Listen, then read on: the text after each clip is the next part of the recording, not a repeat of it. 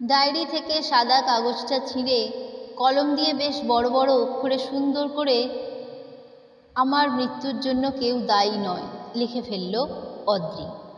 কাগজটা ভাঁজ করে টেবিলের উপর রাখা গ্লাসের নিচে রেখে দিল সে। হ্যাঁ, প্রস্তুতি মোটামুটি শেষ। এবার নতুন ব্লেডটা খোলার পালা।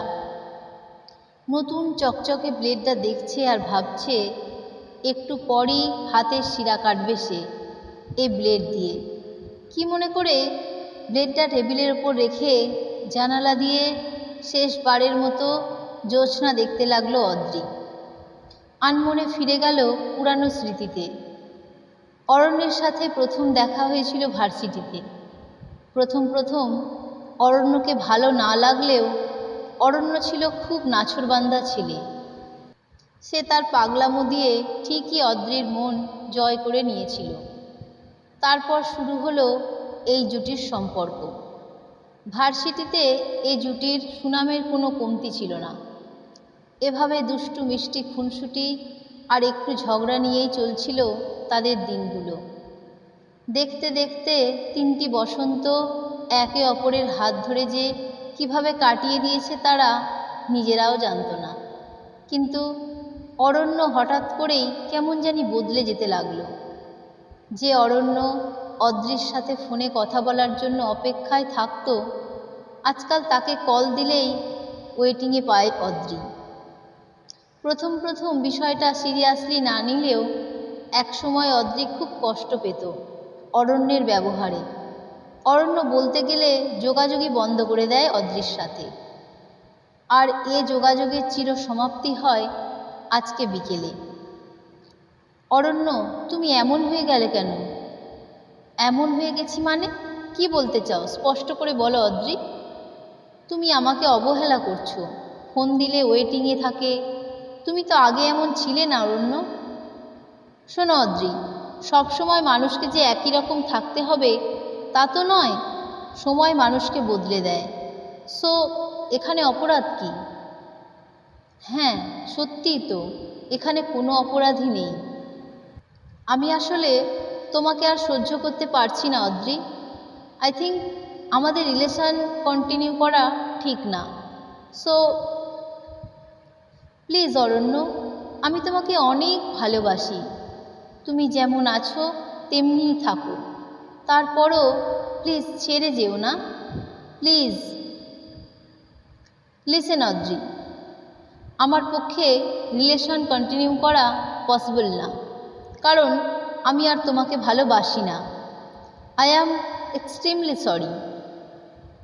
মানে কি বলছো এসব? মাথা ঠিক আছে তোমার? হ্যাঁ, কারণ ভেবে দেখলাম তোমার সাথে আমার যায় না। তাছাড়া কোথায় আমাদের ফ্যামিলি আর কোথায়... থামো অরণ্য, রিলেশন করার আগে মাথায় আসেনি এসব তোমার? দেখো, আমি মানছি আমার ভুল ছিল, বাট আমি সিরিয়াসলি আর এই পেন নিতে পারছি না। প্লিজ এমন করো না, প্লিজ। আমি বাঁচবো না, তোমায় ছাড়া বাঁচবো না অরণ্য, প্লিজ। সেদিন অনেক অনুরোধের পরও অরণ্য ফিরে আসেনি। খুব কেঁদেছিল অদ্রি, কিন্তু লাভ হয়নি।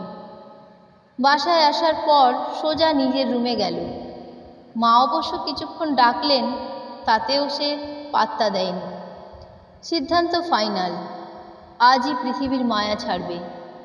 পৃথিবীতে যে ভালোবাসার মতো আর কেউ নেই। হঠাৎ মায়ের ডাকে কল্পনার জগৎ থেকে বের হলো অদ্রি। কি মনে করে ভাবল শেষবারের মতো মা বাবার সাথে দেখা করা উচিত তার। সেই ভেবে দরজা খুলতেই মা বলল, দেখ তো মা, ড্রেসটা তোর পছন্দ হয়েছে কি না? খুব হয়েছে মা। সেদিন মার্কেটে দেখছিলি ড্রেসটা বারবার। তখন আমার হাতে টাকা ছিল না, তাই কিছু জমানো টাকা আর তোর বাবার কাছ থেকে কিছু টাকা নিয়ে বাজার করতে গিয়ে কিনে আনলাম।